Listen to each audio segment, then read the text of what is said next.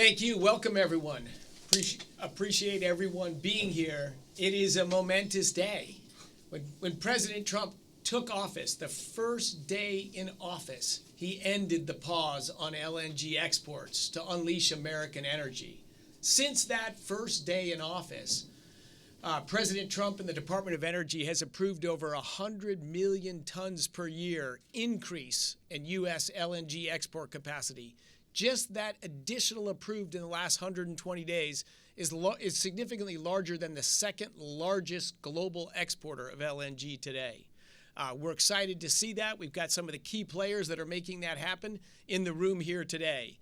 And we're here particularly to celebrate our growing partnership with the country of Japan.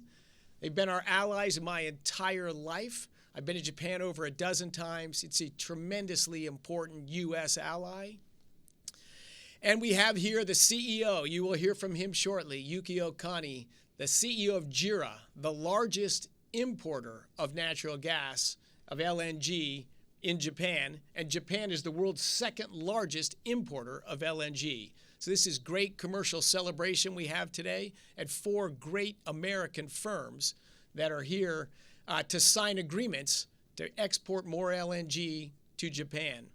I will also mention that in Congress, the President and the administration are working on passing the One Big Beautiful Bill that has permitting reform and stuff in there that assures the long-term security of supply of United States natural gas production, LNG, and LNG exports. It's important in permanently enshrining the ability for the United States to supply LNG exports around the world. We didn't export LNG until about 10 years ago today. Today, it's one of the largest exports of the United States of America and our fastest growing export. Probably before long, it'll be the single largest export of our country.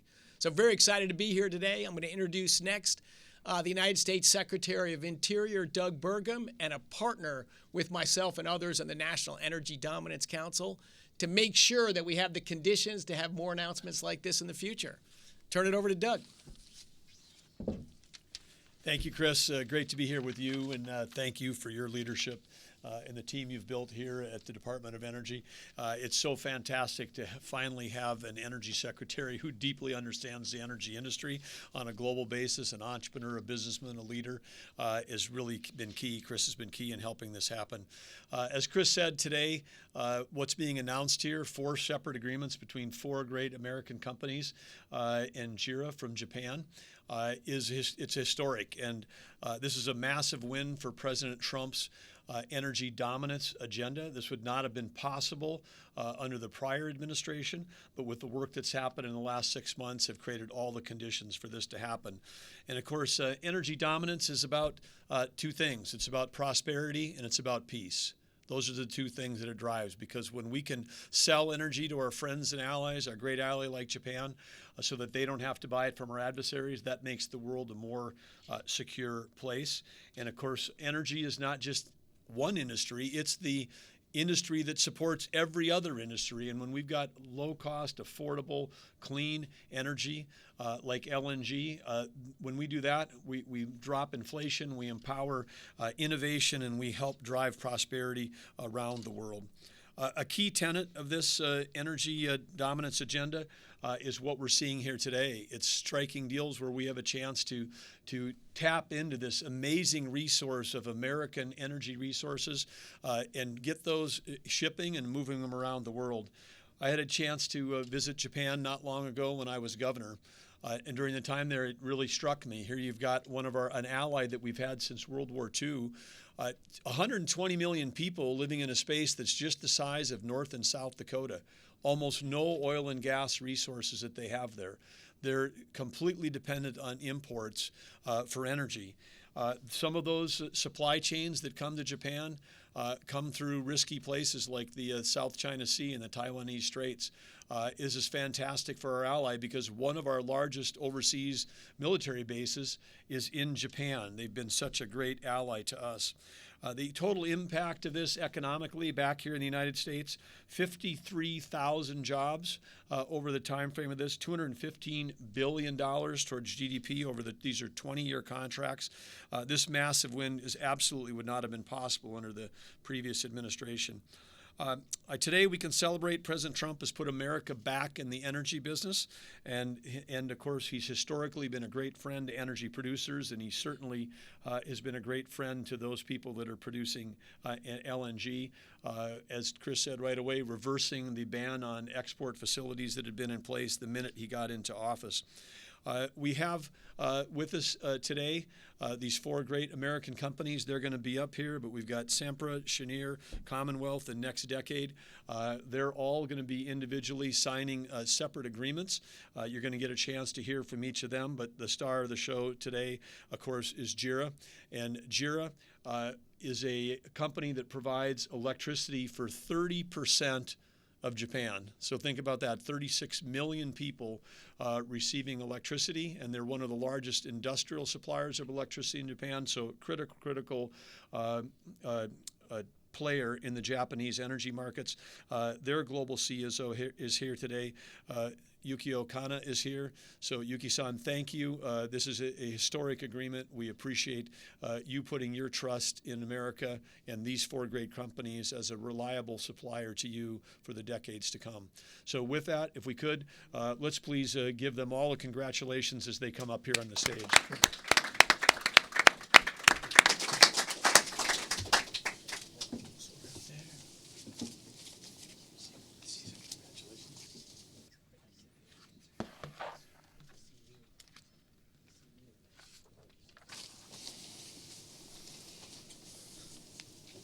Secretary Burgum, Secretary Wright,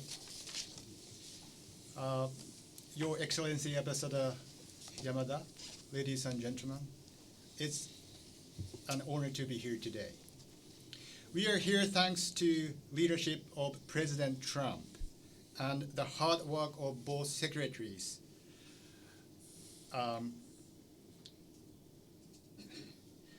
Both Secretary Burgum and Secretary Wright and your teams.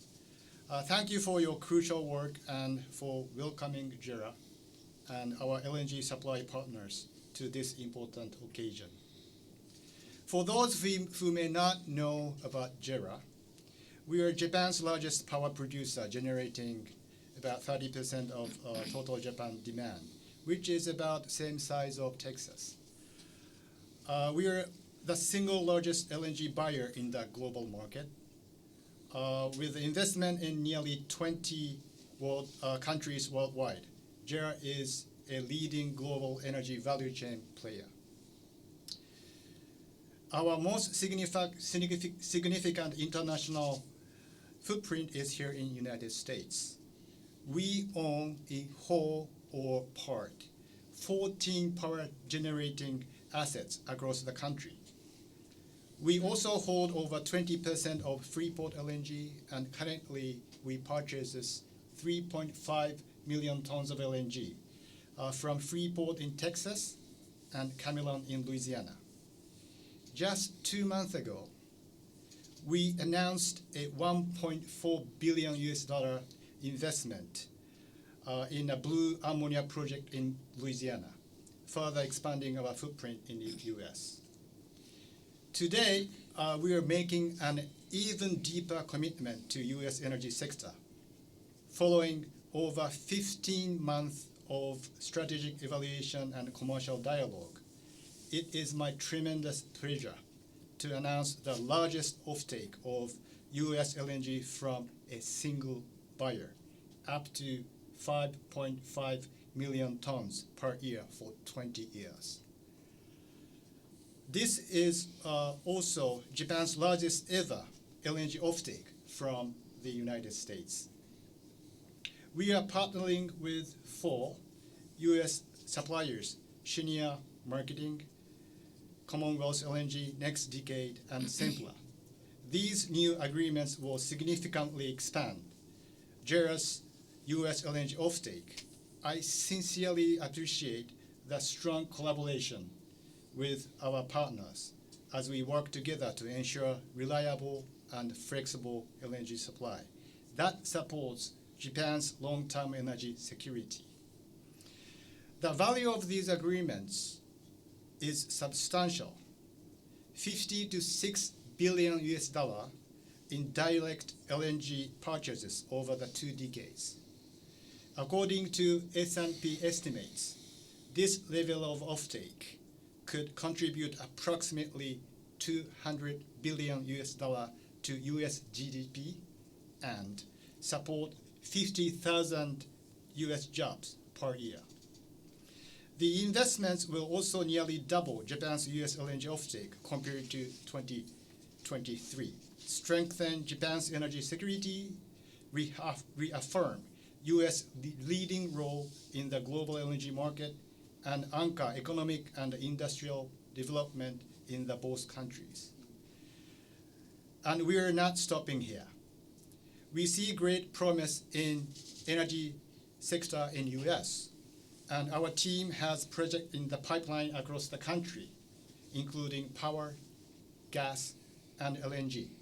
Just last week, we were in Alaska with both secretaries, and we look forward to following the next phases of LNG development in Alaska.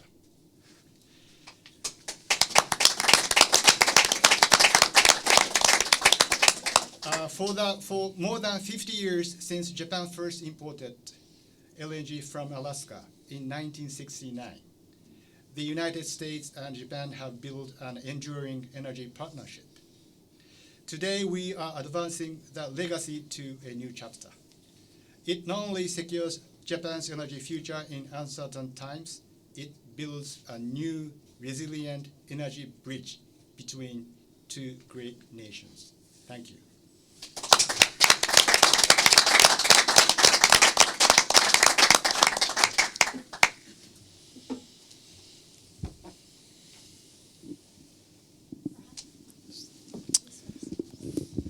Thank you, everyone.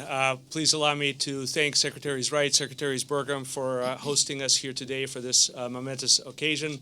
I'm Anatol Fagin. I have the honor of representing Cheniere Energy here today. Cheniere's history with the Department of Energy is approaching a quarter of a century. In hindsight, the first half of it not so great, but over the last decade, we have become the second largest LNG exporter in the world under the leadership of our CEO, Jack Fusco, and with the help of the DOE and the administration. And as has already been mentioned, few have done more for this industry than President Trump in his previous term, in this current term with the two secretaries who are here today. I'm also delighted to be here with our dear long-term friends from JERA. Kani-san, Sugaru-san have been very good friends and allies. It is my pleasure to be here to celebrate our first long-term agreement. One of our challenges over the last decade plus has been to find a path forward with a Japanese off-taker, and we're honored that that off-taker is Japan's and the world's largest buyer of LNG. So we commit to everybody here and to our long-term partners to do things going forward the same way we've done them to date, safely, reliably, and always honoring all of our commitments. And it is my absolute pleasure to, again, represent Jack and the team here in front of the secretaries and the Japan's ambassador. Thank you very much. It's a pleasure.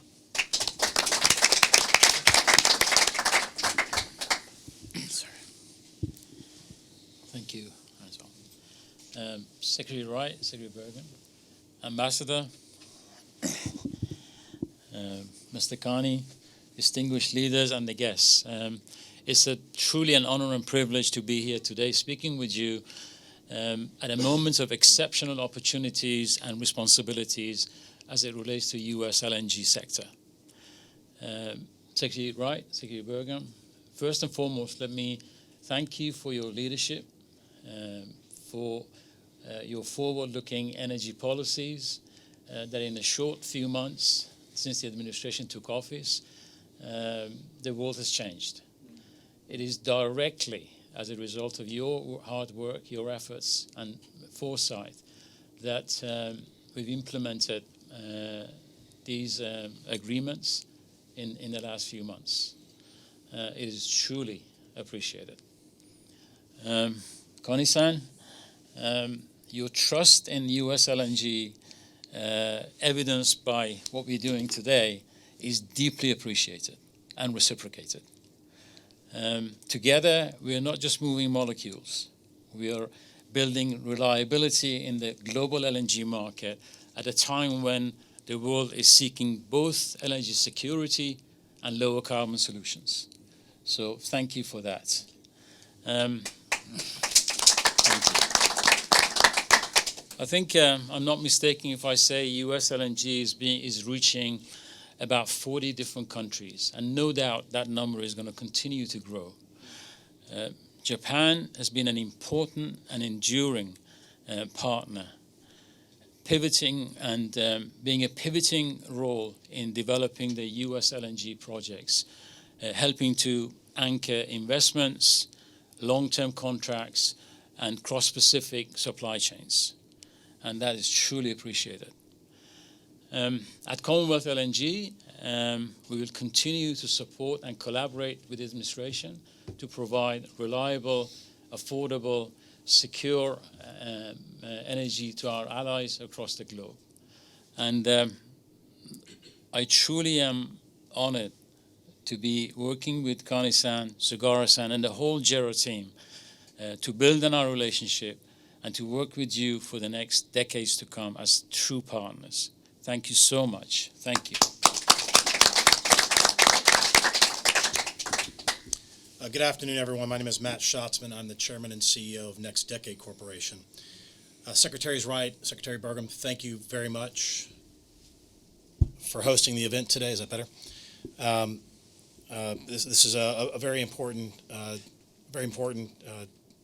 ceremony, and a pleasure to be here. Thank you, Connie-san, Sugara-san, for JERA's commitment to our project and to choose us. I also want to thank President Trump and the administration for the vision, determination, and commitment you've shown to unleash U.S. energy so that we can strengthen our economy, create jobs, and promote energy dominance for our nation. I want to commend JERA and the nation of Japan for your leadership and vision in building a diversified, reliable, and secure energy portfolio for the great people of Japan. I'm honored to be here today to mark this significant milestone between JERA and Next Decade Corporation and the United States and Japan. We're pleased to have JERA, the largest power generator in Japan. We're pleased to have JERA, the largest power generator in Japan and a long-established LNG market leader, as a customer for Next Decade's Rio Grande LNG Train 5. Our 20-year LNG sale and purchase agreement for 2 million tons per annum of LNG advances JERA's strategy and Japan's to build a diversified and resilient LNG portfolio. This agreement symbolizes collaboration, shared vision, and a deep commitment to building a more sustainable energy future together. Through our Rio Grande LNG facility in Brownsville, Texas, Next Decade Corporation is committed to providing the world access to reliable, lower carbon energy, and we're focused on delivering secure, low-cost, and sustainable energy solutions. We're also deeply committed to the community we serve. Our $18 billion Rio Grande LNG Phase 1 project is nearly 2 years into construction, and today we're proud to be employing thousands of skilled workers at the site, with over 70% of these workers from the Rio Grande Valley. We plan to start construction on Phase 2 of Rio Grande LNG Trains 4 and 5 very soon, and we're developing at least 3 more trains at the site, which will bring our total capacity to over 48 million tons per annum and maintain thousands of these high-paying construction jobs into the 2030s. Today is an example of what progress for our industry looks like, and I could not be more proud to be here with you today. Thank you very much.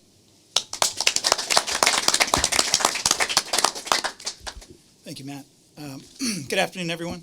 My name is Martin Hupke. I'm the president of LNG at Sempra Infrastructure. It's a privilege to be here today with Secretary Wright and Secretary Burgum, as well as Ambassador Yamada-san, as well as Connie-san, and with all of our other colleagues from JERA, including Sugara-san. Let me first say by saying, me personally and Sempra Infrastructure, we're very proud to be able to participate today.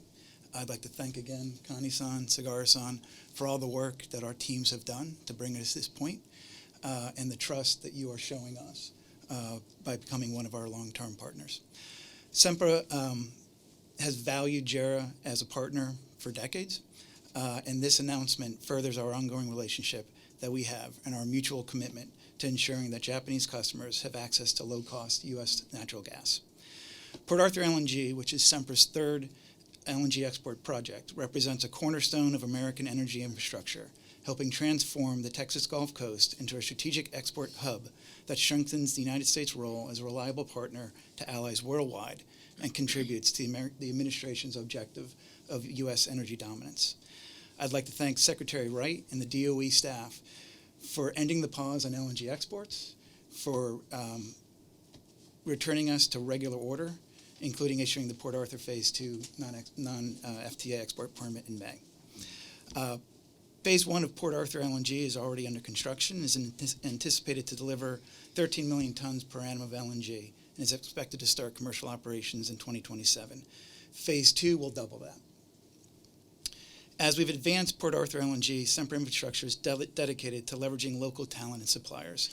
Phase 1 of the project will have at least 6,000 workers at peak construction. Phase 2 will add another 3,500 workers. Moreover, our project is expected to generate thousands of total jobs and have a positive impact on the U.S. economy, supporting the U.S. administration's vision for revitalizing the American economy with the energy sector at the forefront of that transformation. We are pleased to be able to collaborate with JERA, Japan's largest power generation company and one of the world's largest LNG buyers, as they continue to work with the United States to diversify their energy sources to help strengthen the resilience and dependability of their energy supply. I'd like to thank the secretaries for their commitment to the U.S. LNG industry, and I'd like to thank Connie-san and Sagara-san again for the trust that they're putting in Sempra. Thank you.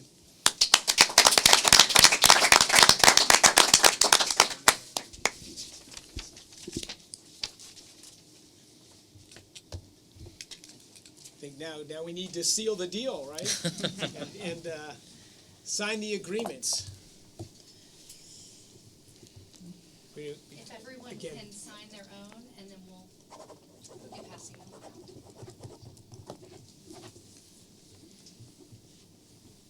Think of the magnitude of impact. As we said, over 50,000 jobs here in the United States, $200 billion added to our GDP, and tremendous advantage to the people of Japan as well. From the largest power provider in the country of Japan and the world's largest player in LNG purchases. And I regret I did not acknowledge the Japanese ambassador at the start of the conference, but honored to have your presence as well. Thank you for your leadership in growing the relationship between our great allied nations.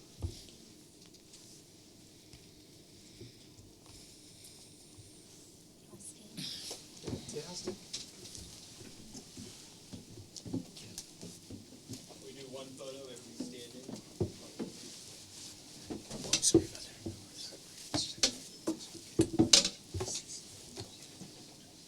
And if y'all could actually Hold these? Okay. Okay. hold yours as well. Yeah. Yes. Okay. This is my script. No, yeah. Yes, perfect. Oh, yeah, open them up. If you don't mind. Perfect. That's right side up. Perfect.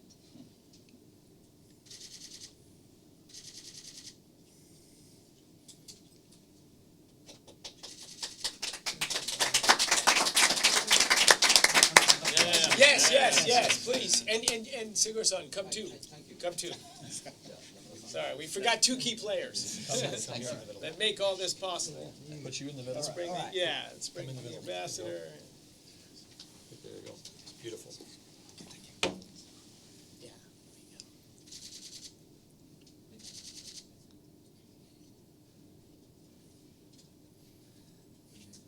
All right, thank you. All right. Thank you. Thanks. Everybody else. Prosperity at home and peace abroad. Thank you.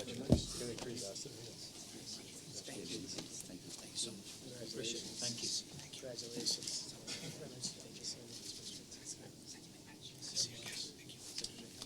Everybody would like to take their seats back at the side there for take the original seats. We're going to do some Q&A with the press here. Oh, those original seats? Tricky. So for the press, we'll go ahead and call on folks, and we'll go through the outlets real quickly. We can start with Rachel with The Hill, if you have a question. Yes, so for today's announcement, can you give us sort of any sense of the scale of how these, new deals are going to compare to, U.S. exports overall? So the deals signed today are about 5.5 million tons. And as we said, that the revenue from that is tremendous. That's $10 billion a year in revenue.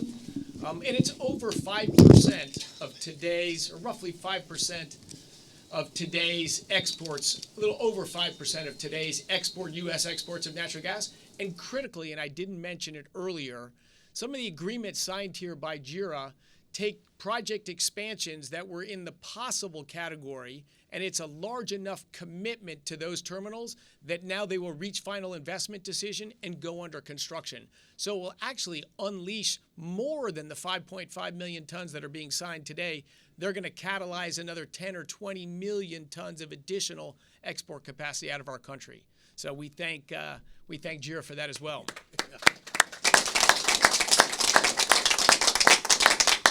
Morgan from the Washington Examiner. Yeah, how long has this been in the works? Sorry, how long has this been in the works? I should leave that to the businessman. What's today? Wednesday? 10 years. Could they hear the answer? Daniel from Axios. Well, maybe we should expand on that. If people didn't hear the answer, they said 10 years. But I think there's joking, not joking, because this is a long time coming. And maybe you want to just expand a little bit on that. If you want to come on up, because we're Of course. Thank you, educate a Mr. little bit Secretary. on. Again, Anatol Fagin with Cheniere. So we have the honor of starting the U.S. LNG exports, first cargoes in early 2016. Some of those earliest cargoes did go to JERA, obviously as the largest LNG buyer. This is, as I mentioned already, the first long-term agreement between Cheniere and JERA. We've had a wonderful relationship over the almost decade that we've been together in this business with Cheniere as the new entrant, and JERA, of course, as Connie-san already mentioned, in the business since 1969. It gives me great pleasure to consummate the first long-term agreement. And as Secretary Burgum said, joking, not joking, it's been a long time coming. So thank you to Connie-san, Sugaru-san for their trust in Cheniere. Thank you. All right. Daniel from Axios. Hi, yeah, thanks for doing this. You mentioned you support the permitting provisions in the House reconciliation bill that is under consideration in the Senate now. Can you talk a little bit more about why you support those and how that may change the permitting process at the DOE and just your engagement with the Hill on that? Yeah, I mean, again, many different aspects in there that's going to lock in the lease sales, to make sure that we have regular lease sales for federal lands, for not just oil and gas development, but for geothermal development as well. There's specific provisions in there about Alaskan lands. I should maybe let Doug talk about that. There's been a battle forever in Alaska about allowing development in the North Slope of Alaska. Doug and I were just up there, and I'll tell you, the native population living on the North Slope, there is nothing they want more to help their communities and improve their quality of life is to have more development in those communities. Doug, I don't know if you want to, Secretary Burgum, I don't know if you want to add anything extra on the provisions we've got. Well, just building on that, there's been enormous thought going into the dozens of executive orders that President Trump has signed starting on day one, and those executive orders included specific direction for Chris, myself, and for other departments to take. Part of what's in the big beautiful bill is the creating permanence around those executive orders, and we need permanence so that capital can flow. These investments that we're talking about in terms of these expansion of these LNG plants, these are tens of billions of dollars, the 50,000 plus jobs. They can't get a return on that capital if they think that 3 years from now there might somehow be a new administration that with a stroke of a pen would say, oh, we're stopping all this again. We've got to create for national security and prosperity. We got to create security for the capital. Capital runs from where it's afraid, and it goes to places where it's secure.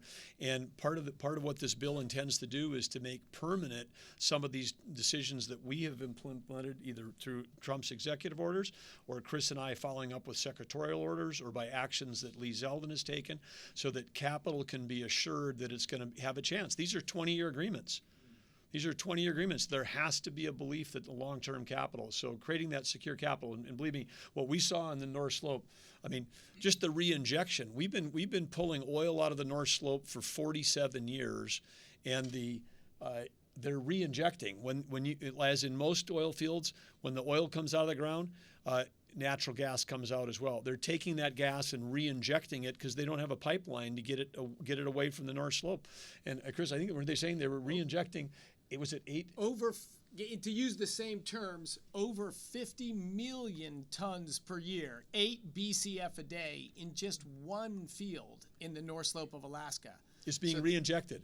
So there's no pipeline to bring it to marketplace. I mean, it'd be one of the biggest natural gas fields in the world, and we know it's there. It comes up, and we actually spend money shoving it back in the ground, as opposed to, which is why we're going to get this the Alaska LNG pipeline built, so we can get gas flowing, and then we can have another source for Japan and all of our Pacific allies. At the governor's conference, Governor of Alaska last week, that Chris and I and Lee Zeldin attended, we met. The Japanese representatives are there, along with 17 other countries, 16 of them from the Pacific, 1 from the Middle East, all of them with increased interest in that project because they saw the potential, they saw the capacity, and they saw the determination that we have as a country to unlock Alaska's incredible potential. Let me add one other comment in this same context, which is we're talking about building infrastructure and selling natural gas overseas. Is the demand there? Well, we did a detailed analysis to look at over the last 12 or 13 years, what's the fastest growing energy sources in the planet? What are people demanding more of and consuming more of? And natural gas is the runaway winner in by far the fastest growing energy source. If you look at the last 12 years, we've added 100 extra exajoules, don't worry about the units, of global energy consumption, making everyone's lives better. Just under 40% of that growth in energy came from natural gas. So the world wants it, the world needs it, our country wants it and needs it, and we've got to provide through the political system the surety so that developers can produce it and export it to our allies abroad and for our businesses here. Great. Ben with Politico. Hey, thanks for doing this. Next decade, was that announced last month? Is this a deal, the one that was announced last month? Yeah. And there's 2 HOAs, which are just agreements to keep talking. I don't think there's any money on the table with that one, right? So is this kind of like a show so that JERA can help ease trade tensions in the White House with Japan with the tariff deals? This is bringing together 4 great exporters and the world's biggest purchaser of liquefied natural gas to come together and celebrate the progress that's happening in this country and the growing commercial relations that are happening. I think it's hard to overstate the importance of what we're seeing happen in this room right now. Fox Business. Thanks so much for doing this. Just a follow-up on that question. This is a bit of a two-parter, but President Trump has said that he'd like other countries to buy more U.S. energy to lower or even trade deficits out. Do you see this as a potential step toward that happening? And then on the second part would be, at least with Japan, and the second part would be President Trump's expected to sign legislation tomorrow that would roll back some of California's EV standards and initiatives, and the Sierra Club is saying that that would choke communities with smog and worsen climate disasters. Just looking for your reaction to that. So yeah, look, the first part of the question, yes, President Trump's agenda absolutely is to reindustrialize America, and by doing that, building more things in the United States, shrink our trade deficits with our allies abroad. We want to continue to trade. We want to continue to buy their products, and we want to export more of our products.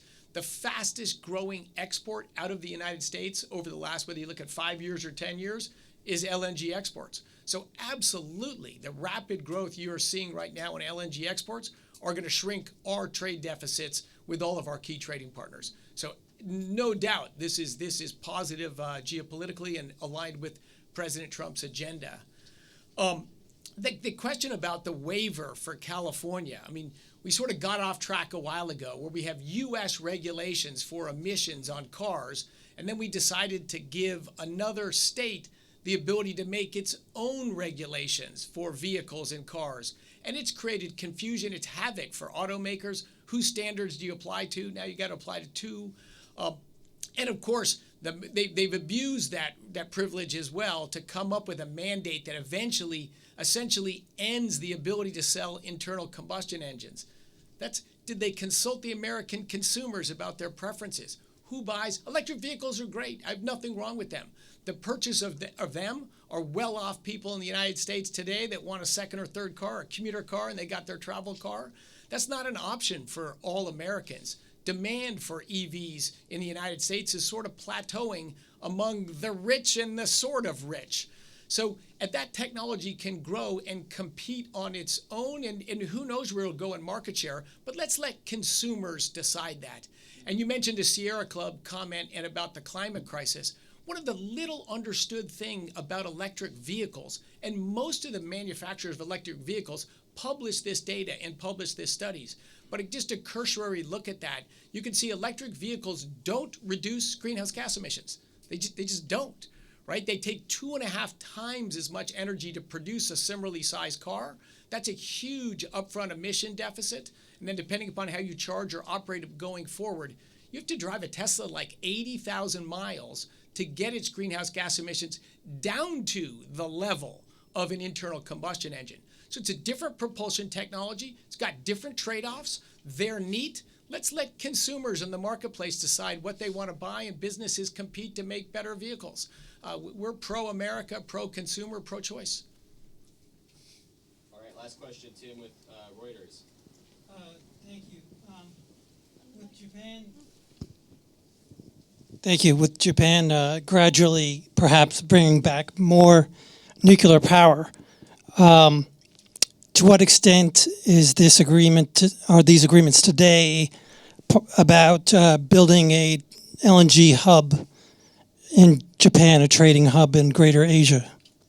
So look, I'll make two comments, and maybe Secretary Burgum will add as well. Number one, Japan has been an industrial and technology powerhouse. So do you think Japan is going to participate in AI and the next generation, which is a new energy-intensive industry starting up?